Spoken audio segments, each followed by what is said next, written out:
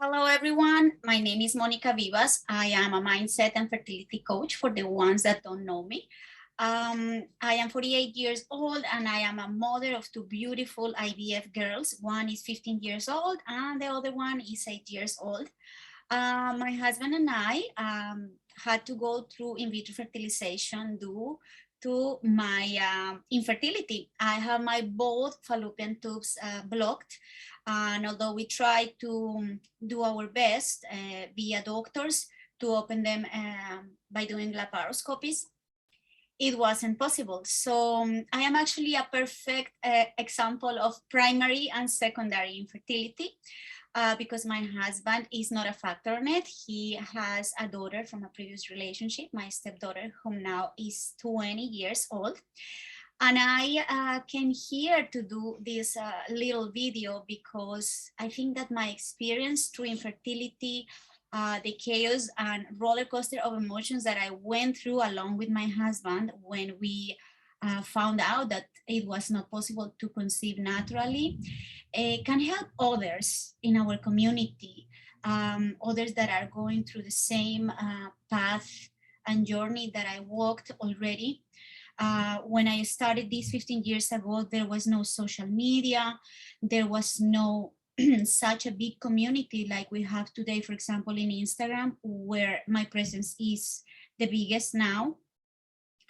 And I think that a few tips from any warrior, not only me, but any warrior, any fertility warrior that have gone through fertility treatments, is a big help for all of you that are starting this now. So I make some notes. I wish to have more time to, share all my experience and all what I went through and give all the tips, but I resume everything in few, the ones that I consider more important. And of course, it's up to you and the state of mind that you are to, choose what is best for you and, what is doesn't fit into your journey. It's okay to put it aside. So being infertile and struggling with 5 cycles of IVF to finally become a mom taught me a lot, truly. And if you, any of you in this community are just starting this journey, what I can pass to you from what I learned from it, it's a lot of things. But again, I resume them in the things that I consider the most important, and that I'm sure if you adjust them to your own unique journey can help you to walk this path in a little bit more relaxed and peaceful way. Don't get me wrong, before I jump into the tips, it's not an easy journey. And by being aware of that, I think that you are already starting from a good place.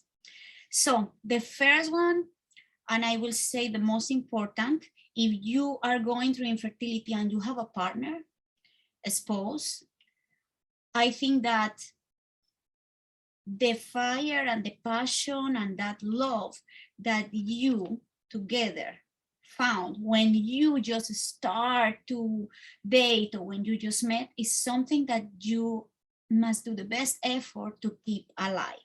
So never let the spark of love, pleasure, passion, and fire between you and your partner fade. Remember, both of you are walking this path. Both of you are riding the same roller coaster. And that fire, it's going to be the fuel for you to really kind of push one another through this difficult journey. So that is my main one. And that's the one that I wanted to share in first instance. If you decide to be a single mother or a single parent, so I will say that that fire is the fire within yourself and is the self-nourishment, the self-love, and the self-awareness, because I can imagine that it's even a little bit more difficult when you decide to take this journey alone.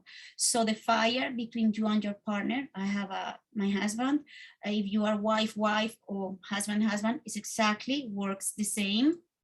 Or if you're alone, So self-nourishment, but that fire needs to be constantly alive. So don't let it fade. My second suggestion is it's okay to not feel okay during the journey. You know, sometimes we feel like crap. That's what it is. And there is sometimes that we feel like this few times, and there is times that like we feel that every day that we wake up, we are feeling like crap. So it's absolutely okay. You can rant, you can scream, you can write your feelings, you can have someone whom you can rely on to take out all of that. The way for me, cry. Each person is unique, so you have your own way. Cry, cry, cry, empty that feelings. Empty means not putting them aside, is feeling them, but being aware that you don't let them take over you. Don't run into them. Now, third one, only you know what is right and wrong for you. No one has the right to tell you otherwise. You. So if you feel something, listen to that voice, because even if you crash by the advice of your own voice, trust me, whatever the experience you're gonna get out from listening to your within, it's gonna be good. It's gonna bring something good. They say that every bad situation brings something good. After the dark comes the rain. So is that true? But only you know what is right or wrong. So don't let anyone tell you otherwise. The other one is you have a voice. You have a voice means you have a voice with your doctor, with your clinic, with your RE. If there is something within that you feel that it doesn't resonate, that it doesn't feel right with your doctor, with your reproductive endocrinologist, with the team that is treating you in your journey, is not fitting, you must say it, because we have a voice. I want to remind you, yes, doctors are here to help us. They know a lot. They study for helping us. But we have a voice. And if we inside feel that something is not right, or we don't feel comfortable with the way that they are treating us or the way that they are taking our cycle, we must step in, tell them, because we are the voice for others. And if we definitely find that it's not the right place to be, we have the choice to change a clinic. My number 5 is it's okay to be upset, jealous, and cry when friends and acquaintances get pregnant. It's absolutely okay. And usually when we are going through infertility, it's so like it's raining pregnant woman all over. So it's okay. If the world around you gets pregnant with the blow of a kiss and you are going through infertility because it's the most difficult thing in this moment of your life, it's okay to feel jealous, it's okay to feel upset, it's okay to cry, because we are human and we feel that. And it's a natural thing to feel like that. So don't block your feelings, feel them in the moment, give them that 20 minutes, half an hour of getting them all through your skin and your mind.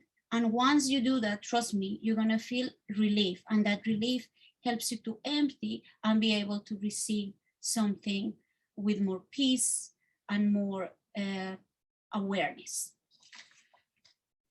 Put boundaries.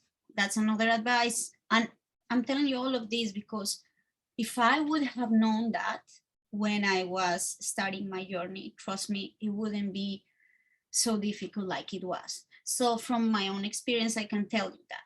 Put boundaries. If you ever have to be far, even from people that you love, family, friends, because they are bringing more stress than the one that you already have, you have to do so. Be it. Why? Because you come first. And then after whatever the outcome is, a baby in your arms, or for some people after so many cycles, they decide to, you know what, that's it, I'm not going anymore. Whatever the outcome is, then after that, you can reevaluate everything and bring back that close people that you know you love, but they are not good for this moment. for whatever reason.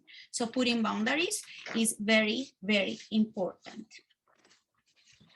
And finally, the last tip that I can give you is make an effort to put a smile on your face. Make an effort to bring somehow happiness to your journey. Because even though I know it's very difficult, I know that we can wake up a complete week, a mess, and cry, and with the worst thoughts, and with the negativity that is not going to work, that, you know, the world is against us. Happiness is a choice. Infertility is not a choice. So infertility is something that we cannot control, is out of our control, but happiness is a choice. Suffering is a choice.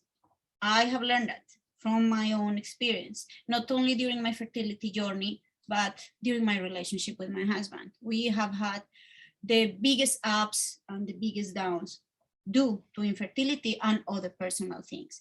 But happiness is a choice, suffering is a choice. So try to bring a little bit of happiness to your journey. Remember moments in your life before you even thought that you want to be a mom, happy moments.